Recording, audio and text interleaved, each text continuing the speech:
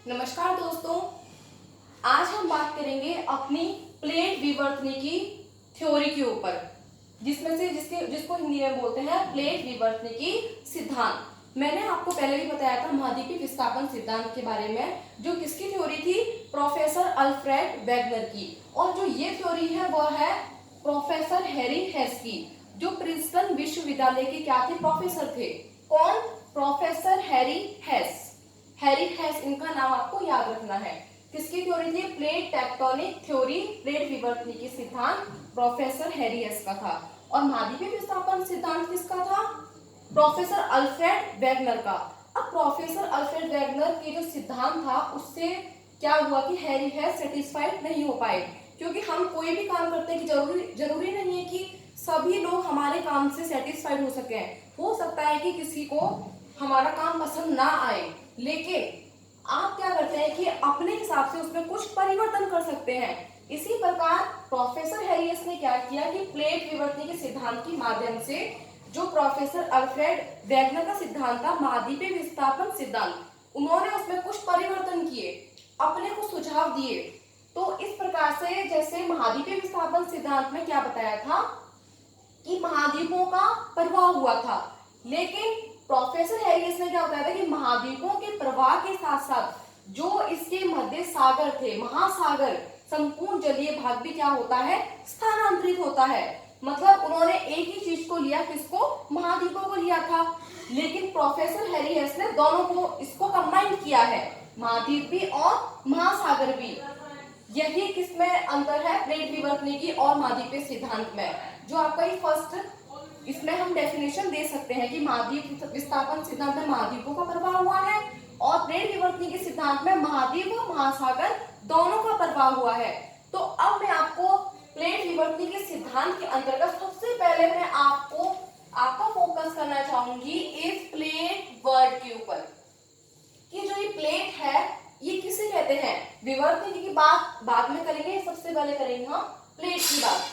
तो अब देखिए प्रोफेसर हैरियस ने क्या कहा है कि प्लेट एक स्थल जो दृढ़ भूखंड है उसको क्या माना है? प्लेट माना है। जैसे कि मैं आपको प्लेट के लिए, ये मैं आपके सामने ये ब्रेड को प्रैक्टिकली रूप में आपके सामने लेकर आई हूँ। जैसे ये ब्रेड है, ठीक है, इसको आप प्लेट मानेंगे, मतलब जो संपूर्ण महाद्वीप और महासागर दोनों कंबाइन करके, जैसे आप ये मान लीजिए यहाँ पे महाद्वीप है और जो ये धंसा हुआ भाग है जहाँ पे जलीय भाग है वो महासागर है, और यहाँ पे वापस महाद्वीप है। ये वाले ये देखिए आप, ये सारी चीज ये क्या है? संपूर्ण स्थल दृढ़, ये दृढ़ कठोर भूखंड है। जैसे कि अब आपको, जैसे आपने समझ लिया कि इसको क्या माना हमने? प्लेट मान लिया। अब इसको हम साइड में रख देते हैं। अब आप वापस डायग्राम पे फोकस कीजिए। जैसे हमने प्लेट का रूप देख लिया कि प्लेट हमने एक संपूर्ण दृढ़ स्थल खंड है उसको क्या कहा है? प्लेट कहा है। अब हम इसको भौगोलिक जो भाषा में समझेंगे, कैसे? जैसे ये आप फर्स्ट स्टेप पे आ जाइए, हम पहले समझेंगे प्लेट के बारे में।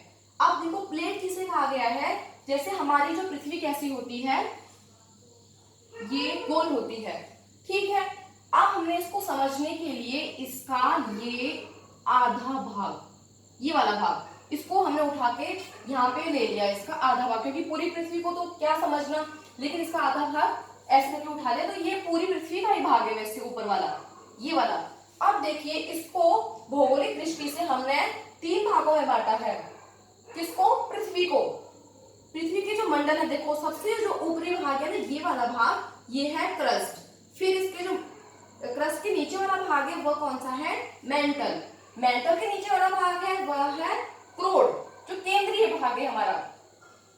अब मेंटल को, जो मेंटल का जो ऊपरी भाग है, जो जिसे हम ऊपरी मेंटल के नाम से जानते हैं, उसे हम एस्थेनोस्फीयर कहते हैं। क्या कहते हैं?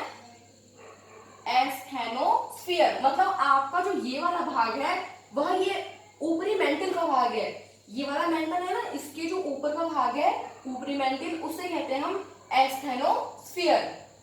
और स्थलखंड, अब जो एस्थेनोस्फीयर के जो ऊपर ये वाला भाग है क्रस्ट, क्रस्ट को हम कहते हैं लिथोस्फीयर, जो स्थलखंड माना गया है, जिसको हमने, ये हमारी जो ये प्लेट है इसी के ऊपर महासागर व महाद्वीप स्थित है।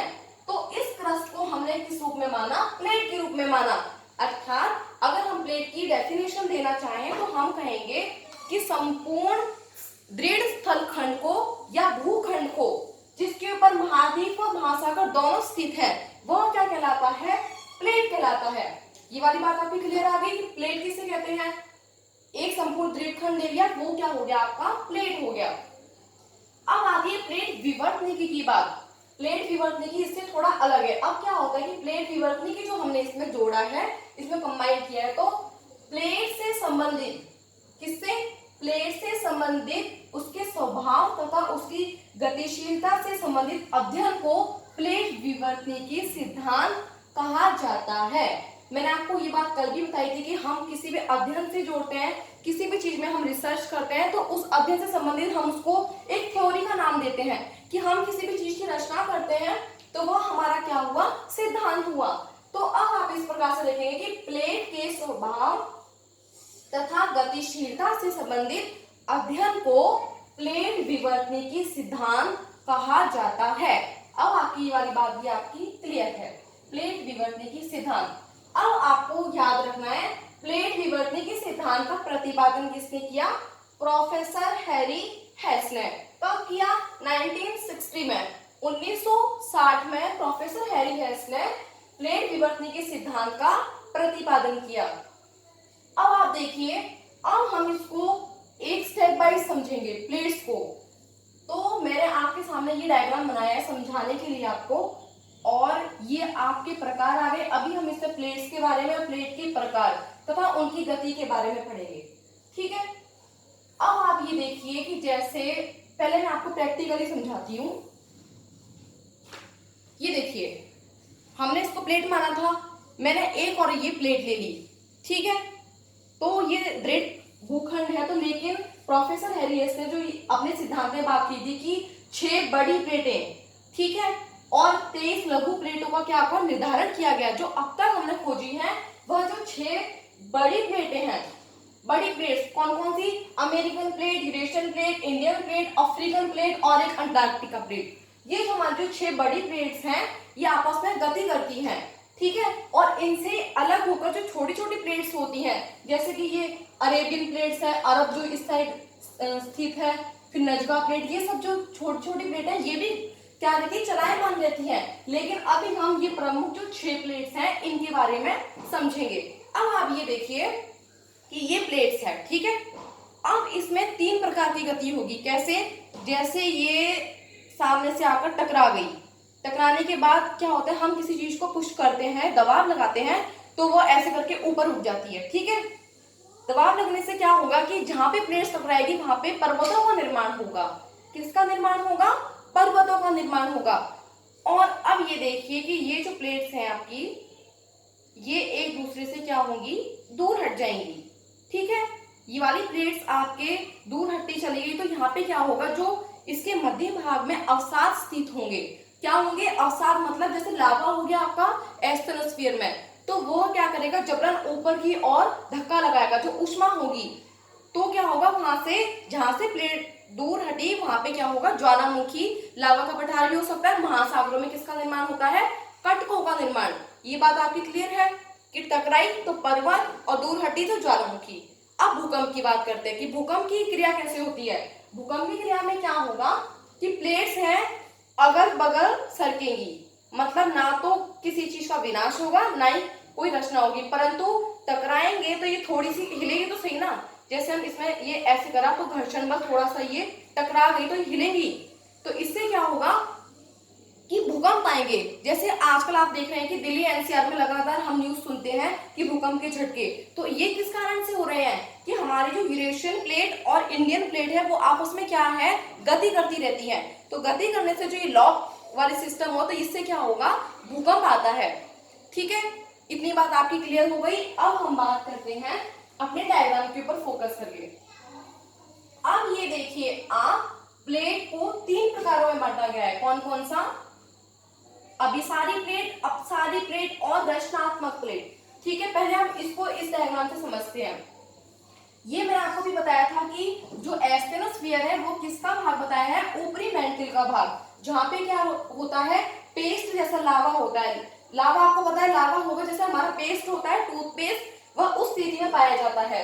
क्या चीज? लावा। ठीक है, उसको हमने क्या नाम दिया है? एस्थेनोस्फीयर। अब क्या होता है कि एस्थेनोस्फीयर जो है हमारे जो पृथ्वी के 200 किलोमीटर नीचे जाने पर, तो आपको ये चीज पता होगी कि पृथ्वी के आखिरी भाग में जाने पर लगातार जो टेम्परेचर होता है वह क्या होता है? बढ़ता जाता है, उसमें लगातार वृद्धि होती जाती है। इसमें टेम्परेचर में। तो अब क्या है, यहाँ पे जैसे हमारे पृथ्वी के जहाँ पे हम खड़े हैं वहां से आप इमेजिन कीजिए कि 200 किलोमीटर नीचे हम गए, तापमान में क्या हुई? वृद्धि हुई। अब कैसे हुई? कि क्योंकि हमारे जो पृथ्वी के आंतरिक भाग में कुछ ऐसे पदार्थ स्थित हैं जो लगातार ऊष्मा का क्या करते रहते हैं? विसर्जन करते रहते हैं। विसर्जन मतलब ऊष्मा का लगातार ऊपर की ओर उठना। जैसे हम पानी को बॉयल करते हैं तो हमें पानी जब बिल्कुल बॉयल हो जाता है तो उसमें हमें वाष्प दिखाई देती है, वो जो धुआं होता है वह होता है वाष्प। ठीक है, अब आप देखिए इसी प्रकार हमारे जो पृथ्वी का आंतरिक भाग है वहां पे ऐसे रेडियो एक्टिव पदार्थ जिनको बोला जाता है, जो लगातार रेडियो एक्टिव पदार्थ किसे रहेंगे? जैसे यूरेनियम, थोरियम, जिसे हम परमाणु बम वगैरह में इस्तेमाल करते हैं, ये हो गए हमारे रेडियो एक्टिव पदार्थ। अब क्या होता है कि ये जो जैसे इनका क्या है अंदर संगठन है, ये हमारे आंतरिक भाग में स्थित है, तो इनसे लगातार ऊष्मा का ऊपर की ओर क्या होता है? उत्सर्जन होता है। ये लगातार ये छोड़ते रहते हैं किसको? ऊष्मा को, जो इससे ऊष्मा निकलती है। अब देखो ऊष्मा दो तरीके से निकली, तो ऊपर की ओर दबाव लगाएगी, या तो उसके अंदर दो स्थिति होंगी, या तो ये ऐसे चली जाएंगी या फिर टकरा करके वापस ऐसे आ जाएंगी। अब मैंने आपको जैसे इसमें जोन बनाए हुए हैं, देखो first, second, third and fourth. अब आप ये देखिए कि ये ऐसे करके ऊष्मा जा रही है, वापस अपने विपरीत दिशा में गति कर रही है। ठीक है, मतलब यहां से गई, ये इस साइड मुड़ गई राइट साइड, और यहां से गई ये लेफ्ट साइड मुड़ गई, तो ये क्या हुई? इनकी विपरीत दिशा। ठीक है, इतना आपको समझ आ गया। एस्थेनोस्फीयर में विपरीत दिशा में जब ऊष्मा का उत्सर्जन या विसर्जन हुआ। ठीक है, अब आप ये देखिए वापिस, अब ये वाली स्थिति क्या होगी? ऊष्मा जाएगी, टकराएगी और वापिस आएगी। ये मतलब लगातार जो चक्रीय परिवर्तन है ये चलता ही रहता है, ये क्रम। अब ये देखो यहाँ पे भी अब क्या हो सकता है? अब यहाँ पे तो क्या हुआ? विपरीत दिशा में बट गई, और यहाँ पे क्या होगा कि यहाँ से भी आई और इधर से भी आई। यहाँ से इस साइड आ रही है किस साइड? लेफ्ट साइड, और इधर से जा रही है राइट साइड, तो यहाँ पे क्या होगा? टकराव होगा। किस स्थिति में? इसी स्थिति में जहां पे ये ऊष्मा गई, यहाँ पे दूर हुई, यहाँ पर पास आई, तो यहाँ पे क्या होगा? टकराव होगा। इतनी बात आपको क्लियर हो गई? वापिस से वही यहाँ पे वही क्रम चालू हो गया। ये देखो, ये पूरा इसी प्रकार क्रम चलता रहता है। और कई बार क्या होता है कि ऊष्मा होती है वह ऐसे आपस में से निकल जाती है, या तो ये यहाँ से ऊष्मा उठी सीधी चली गई, और जो इधर से ऊष्मा है वो नीचे चली गई, मतलब उनसे भूकंप की संभावना अधिक रहती है, लेकिन ना तो कोई विनाश होता है ना कोई रचना होती है। अब हम समझेंगे, ये आपका एस्थेनोस्फीयर क्लियर है। अब हम बात करेंगे लिथोस्फीयर की। किसकी? लिथोस्फीयर क्रस्ट, प्लेट, भूखंड, दृढ़ खंड, ठीक है, और संपूर्ण स्थल खंड ही जिसके ऊपर महासागर व महाद्वीप स्थित है। अब आप बात करोगे इसकी। अब जैसे ये तो बात होगी आंतरिक भाग की, अब हम ऊपरी भाग पे घटित होने वाली घटनाओं के बारे में समझेंगे। अब देखिए आप, जैसे यहाँ पर ये मैंने आपको बता दिया, लेकिन यहाँ पे जैसे जहाँ पे ये दूर जा रही हैं, ये हमारा महाद्वीप है, ये हमारा एस्थेनोस्फीयर है। ठीक है, अब यहाँ पे इसको क्या मिल गया? गैप मिल गया। जब दो चीज, ये देखो जैसे ये दूर चली गई, तो इसके बीच में जैसे कोई गैप मिल गया, तो गैप मिलने से क्या होगा कि यहाँ पे जो अवसाद थे, यहाँ पे जो लावा था, वह क्या करेगा? ऊपर की ओर आने का प्रयास करेगा, जो अवसाद जमे हुए थे पृथ्वी के आंतरिक भाग में। अब ये देखिए कि ये हमारी महासागरीय क्या है? ये पूरी प्लेट है, ये महाद्वीपीय प्लेट समझ लीजिए। ठीक है, अब यहाँ पे क्या होगा कि ये पदार्थ ऊपर की ओर आएगा, ये ऊष्मा, ये प्लेट एक दूसरे से दूर जाने का प्रयास करती है, जिसे हम क्या कहते हैं? अपसारी प्लेट। अपसारी प्लेट को आप इस तरह भी समझ सकते हैं कि जैसे दो लोग आए, ठीक है, आप किसी का अपमान करते तो वो इंसान आपसे क्या करता है? या तो दूरी बना लेता है, ठीक है, या फिर बिल्कुल बात करना आपसे बंद कर देता है। अब आपको इसी तरह समझनी है ये वाली चीज।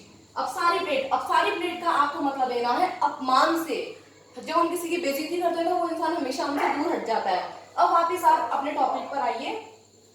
यहाँ पे क्या हुआ कि प्लेटों ने, जो प्लेट्स हैं हमारी, वह विपरीत दिशा में गति करना शुरू कर देती हैं।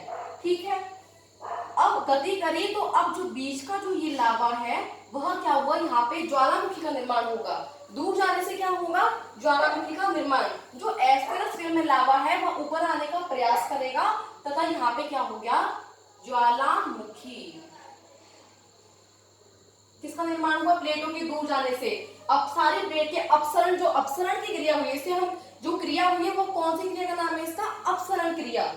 अपसरण क्रिया के कारण ज्वालामुखी का यहाँ पे क्या हो गया, निर्माण हो गया।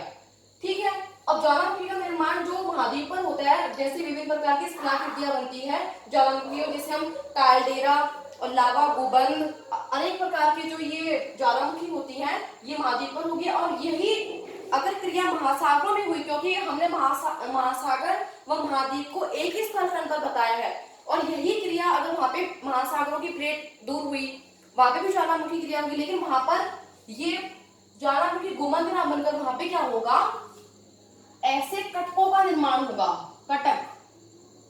ठीक है, महासागरों में अगर ज्वालामुखी की क्रिया होती है तो वहां पे क्या बनते हैं, कटक बनते हैं। अब देखो, अब वापिस आ जाइए आप सेकंड स्टेप पर, अभिसारी प्लेट। अभिसारी का मतलब आप कैसे लोगे, अभिनंदन से। अभिनंदन मतलब हम जब दो लोग आपस में पास आते हैं तो क्या अभिनंदन होता है, आपस में मिलते हैं, तो यहाँ पे भी यही क्रिया हो रही है। क्या हो रहा है, अभिनंदन हो रहा है। दो प्लेट आपस में मिल रही हैं। ठीक है, मिलने से क्या होगा कि इसमें दबाव होगा। जैसे कि अभी मैंने आपको समझाया था इस ब्रेड के माध्यम से कि जैसे ये आई आपस में पास आई, लेकिन टकरा के ये ऊपर की ओर उठ जाएगी। ठीक है, या फिर मैं आपको इससे समझाती हूँ। या का रजिस्टर है, अब मैं इसको दबाव लगाऊंगी, बीच में आप क्या समझेंगे, अवसाद। दबाव लगाया तो क्या हुआ, ऊपर की ओर उठ गया, मतलब पर्वतों का निर्माण हो गया। किससे, अभिसारी प्लेट से। दो प्लेटों के आपस में पास आने से, अभिसरण की क्रिया होने से। ठीक है, ये बात आपकी क्लियर होगी। अभिसारी प्लेट का निर्माण, किसका निर्माण हुआ, फिर पर्वतों का निर्माण हुआ। क्यों हुआ, क्योंकि दो प्लेटें आपस में पास आई, उनके बीच में अभिसरण की क्रिया हुई। ठीक है, अब संरचनात्मक प्लेट है, यहाँ पे वापस वही क्रिया हो रही है, लेकिन समझाने के लिए ये हम संरचनात्मक प्लेट का मैंने अभी आपको बताया कि जब दो चीजें आपस के ये अगल बगल क्या होती है, सरक जाती हैं, तो ना तो किसी भी चीज का विनाश होता है, ना किसी चीज की रचना होती है। परंतु यदि कोई चीज टकराएगी आपस में तो थोड़ी सी हिलेगी आपस में, तो क्या होगा कि भूकंप का निर्माण होगा। तो आपस में जैसे संरचनात्मक प्लेट आपस में अगल बगल सरक गए। इसका बहुत अच्छा उदाहरण क्या है, सेंट एंड्रियास। आपने सेंट एंड्रियास की कोई मूवी भी देखी होगी कि यहाँ पे सबसे अधिक भूकंप आते हैं। यहाँ पे संरचनात्मक प्लेट का सबसे बड़ा भाग है, संरचनात्मक प्लेट का सेंट एंड्रियास। ये आपका जो अमेरिका का भाग है, ये सेंट एंड्रियास। इसके बारे में कल्पना की जाती है कि किसी टाइम में ये आपस में अमेरिका से क्या हो जाएगा, बिल्कुल इसके टुकड़े हो जाएंगे, ये भाग बिल्कुल कट करके अलग प्रवाहित हो जाएगा, ऐसा माना गया है, कल्पना की गई है उसकी। ठीक है, संरचनात्मक प्लेट हुई आपकी क्लियर। अब हम बात करते हैं वापिस से, मैंने आपको जो ये डायग्राम बताया ये इसी का है, वापिस वही बातें रिपीट हो रही है। अब आप इस डायग्राम को देखो, अभिसारी प्लेट को। अभिसारी प्लेट में आपका ये क्लियर है कि जब दो प्लेट आपस में पास आई, लेकिन अब क्या होता है कि ये वाली, अब जो भारी प्लेट होगी वह नीचे की ओर चली जाएगी और जो हल्की प्लेट होगी वह ऊपर आ जाएगी। क्यों, क्योंकि जैसे हम किसी पानी में पत्थर मारते हैं तो पत्थर डूब जाएगा, लेकिन वही आप किसी कागज को तैरा दीजिए तो वो क्या हो जाएगा, तैर जाएगा। तो इसी प्रकार से क्या हुआ कि भारी प्लेट है जिसका घनत्व भारी है। हाँ, घनत्व से आप ले सकते हैं, डेंसिटी जिसे हम बोलते हैं। डेंसिटी से तात्पर्य क्या है कि हल्के व भारी से ले लीजिए आप, मतलब कोई हल्का पदार्थ है और एक भारी पदार्थ है। ठीक है, जैसे कि ये देखिए, इसको हम क्या मानेंगे, भारी पदार्थ, इसको मानेंगे हल्का पदार्थ। ठीक है, तो अभिसरण हुआ, अभिसरण के पश्चात क्या हुई, भारी प्लेट तो नीचे की ओर चली जाएगी और हल्की प्लेट इसके ऊपर आ जाएगी। तो क्या होगा कि भारी प्लेट जो होगी, जब एस्टेरोस्फीयर में जहाँ पे उष्मा का लगातार उत्सर्जन होता रहता है, तो यहाँ पे क्या होगा, लावा इसको क्या कर देगा, पिघला देगा। किसको, जो ये प्लेट्स का ये वाला भाग है जो हमारे एस्टेनोस्फीयर में दब चुका है, इस बाहरी प्लेट के हल्की प्लेट ऊपर चली गई और भारी प्लेट नीचे रह गई, तो अब ये क्या हो जाएगा, इसका भाग धीरे धीरे, ये देखो ये धीरे धीरे ऐसे करके मेल्ट होता रहेगा। मेल्ट मतलब इसका शेपन होता रहेगा, पिघलता रहेगा। ये ऐसे पिघलने से क्या होगा कि ये आपकी जो प्लेट है इसका क्षय हो जाएगा, मतलब विनाश हो जाएगा। तो इस प्रकार ये प्लेट का ये भाग कट गया, इसका मतलब मेल्ट हो गया। तो ये हो गया आपके किसमें, अभिसारी प्लेट के अंदर। अब बात आती है अपसारी प्लेट में। मैंने आपको समझाई दिया कि अपसारी प्लेट में दो प्लेटें दूर गई तो आपका क्या हुआ, पर्वतों का निर्माण हुआ। ठीक है, वलित पर्वत जिससे बने। हिमालय भी एक हमारा ये वलित पर्वत का बहुत अच्छा उदाहरण है कि जब प्लेट्स आपस में दूर जाती है, ये रॉकीज एंडीज जो पर्वतमाला ये हमारी इसी प्रकार से बनी है। आपको इसके बारे में भी, जो अपसारी प्लेट है इसका बहुत बड़ा चैप्टर है, जो पर्वतों का निर्माण है, पर्वतों के जो चैप्टर है आपका अपसारी प्लेट के कारण ये बहुत बड़ा टॉपिक बनता है कि अपसारी प्लेट में दो प्लेट दूर जाती है तथा पर्वतों का निर्माण होता है। ठीक है, ये आपको बताऊंगी मैं नेक्स्ट वीडियो में। अब ये वाली रचनात्मक प्लेट में आपको पता ही चल गया कि इसमें क्या होता है, भूकंप का निर्माण होता है। इतनी बात आपकी क्लियर है। एस्टेनोस्फीयर लिथोस्फीयर की बात आ गई, निर्माण आ गया, इसकी गति आ गई, इसके प्रकार आ गए। अब देखिए इसका वैश्विक वितरण किसका, प्लेट्स का। अब ये देखियो, ये जो ब्लू कलर की लाइन से मैंने लिया ये है प्रशांत प्लेट। ये इसका मैप बनाया है, प्लेट्स का क्या है, मैप है। ये ब्लू कलर की जो ये वाली लाइंस है ये ब्लू कलर में जा रही है, इसको हम बोलते हैं इंडो ऑस्ट्रेलियन प्लेट भी कहा जाता है, क्योंकि ऑस्ट्रेलिया और इंडिया से इंडो ऑस्ट्रेलियन प्लेट। और ये वाली हो गई African plate, American plate, Eurasian plate, Indian plate. अब आप एक चीज समझेंगे यहाँ पे कि अब ये प्लेट्स मैंने आपको अपसारी अभिसारी गति आपने देख ली। अब यहाँ पे क्या होगा कि जैसे ये वाली, ठीक है, ये आपकी अफ्रीकन प्लेट है, ये इस साइड चली गई राइट साइड, और ये अमेरिकन प्लेट है वह आपकी लेफ्ट साइड, मतलब अपसारी गति हुई। तो यहाँ पे क्या है आपको पता है, आपको उस वीडियो में बताया था आंध्र महासागर है, कहाँ पे, इस वाले भाग में, जलीय भाग में। तो यहाँ पे क्या होगा, कटकों का निर्माण होगा। अब जो ये मैंने आपको ये ऐसे बॉक्स बनाए हैं ये है कटक, इनको कटक कहा जाता है क्योंकि महासागरों में ज्वालामुखी क्रिया होगी, अवसाद होगा, आंतरिक भाग से ऊपरी भाग में आएगा, तो ये हमारा बन गया कटक। तो इन कटकों का निर्माण कैसे हुआ कि जब अफ्रीकन प्लेट और अमेरिकन प्लेट एक दूसरे से दूर हटी तो क्या हो गया, इन कटकों का निर्माण हो गया। ठीक है, अब पर्वतों का निर्माण, अब आप ये देखते होंगे यहाँ पर, ये देखिए यहाँ पे आपको पता है कि रॉकीज और एंडीज पर्वतमालाएं इस साइड है, ठीक है, और यहाँ पे क्या है हमारा हिमालय पर्वत, हिमालय जो ये चाप बना दिया मैंने। तो जो हिमालय है इसके लिए इसके बारे में अभी भी माना जाता है कि हिमालय एक नवीन रचना है। कैसे, क्योंकि हिमालय का निर्माण अभी भी हो रहा है, लगातार इसमें पदार्थों का नीचे से, मतलब लावा का ऊपर की ओर उठना, वलित, यहाँ पे जैसे प्लेट्स आपस में टकराएंगी, मतलब टकराती है तो क्या होता है, वलित पर्वतों का निर्माण होता है। तो इस प्रकार हमारे हिमालय की उत्पत्ति बताई गई है। अब मैं आपको नेक्स्ट वीडियो में इस जो प्लेट का एक भाग, एक टॉपिक और बचा है, वैश्विक वितरण के बारे में हमें विस्तार से पढ़ना होगा कि अमेरिकन प्लेट का उत्तरी व दक्षिणी, यूरेशियन प्लेट, अफ्रीकन प्लेट, ये किस प्रकार से प्रभावित हुई हैं, किस प्रकार से इसके टुकड़े हुए हैं, या फिर आगे आने वाले भविष्य में भी इसके टुकड़े हो सकते हैं, ऐसी क्या करी जाती है, कल्पना करी जाती है। इस प्रकार प्लेट विवर्तनिकी के बारे में वापस हम शॉर्ट में जो क्वेश्चंस हमारे अभी तक जो हमने पढ़ा है वह उस पर नजर डालते हैं। प्लेट के बारे में मैंने आपको बताया कि एक संपूर्ण दृढ़ स्थलखंड को क्या कहते हैं, प्लेट कहते हैं, जिसे क्या कहा गया, क्रस्ट कहा गया। क्रस्ट किसे कहते हैं कि हमने पृथ्वी का एक भाग ये वाला ले लिया, फिर हमारी जो पृथ्वी है इसको आंतरिक संरचना के मंडलों के आधार पर हमने 3 भागों में बांटा है, क्रस्ट, मैंटल और क्रोड। ठीक है, अब क्रस्ट को क्या माना है हमने, प्लेट माना है, और ऊपरी मेंटल को, मतलब ये है तो मेंटल लेकिन इसका ये ऊपरी मेंटल को क्या माना है हमने, इसको एस्टेनोस्फीयर माना है। एस्टेनोस्फीयर मतलब जहाँ पे एक लिक्विड लावा पाया जाता है, लावा जो हमारा जो टूथपेस्ट है उस अवस्था में पाया जाता है।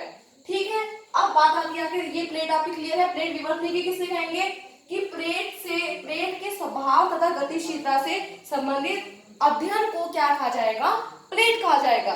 इसे प्लेट कहते हैं। ठीक है, प्लेट विवर्तन के सिद्धांत की रचना किसने करी थी? प्रोफेसर हैरी हेस ने, जो प्रिंसटन विश्वविद्यालय के क्या थे, प्रोफेसर थे। कब करी थी? 1960 में करी थी। ठीक है, अब आता है कि प्लेट के कितने प्रकार होते हैं? 3 प्रकार। अपसारी प्लेट, अभिसारी प्लेट और संरचनात्मक प्लेट या रचनात्मक प्लेट भी इसको कहा जाता है। अपसारी में आपको पता चलेगा कि अपसारी प्लेट एक दूसरे से क्या होंगी, दूर जाएंगे तो ज्वालामुखी का निर्माण होगा। अब अभिसारी प्लेट में पास आएंगी तो किसका, पर्वतों का निर्माण होगा। और संरचनात्मक या फिर रचनात्मक प्लेट में क्या होगा कि प्लेट एक दूसरे के अगल बगल सरक जाएंगी तो क्या होगा, भूकंप का निर्माण होगा, भूकंप आएंगे। ये वाली आपकी बात। और ये वाली जो भारी व हल्के पदार्थ थे, भारी घनत्व वाली जो प्लेट थी वह नीचे धंस जाएगी, हल्की प्लेट ऊपर की ओर आ जाएगी। तो भारी प्लेट का जो आगे वाला किनारा था वह क्या हो जाएगा, आंतरिक भाग में मेल्ट हो जाएगा, पिघल जाएगा। मेल्ट का मतलब ये वाला जो हिस्सा है ये आपका लगातार ऊष्मा के कारण पिघल जाएगा, जो बाद में क्या, लावा का ही रूप बन जाएगा। अब सारी प्लेट में पर्वत का निर्माण हुआ, ये आपको बता ही दिया पूरा। इस प्रकार आपकी प्लेट विवर्तन के सिद्धांत आपका अभी कंप्लीट तो नहीं हुआ, लेकिन अभी इसका ही वैश्विक वितरण बचा है। लेकिन आपको इतना आपका ये पहले क्लियर होना चाहिए। अब हम अगली वीडियो में पढ़ेंगे इसके वैश्विक वितरण के बारे में। ठीक है, धन्यवाद।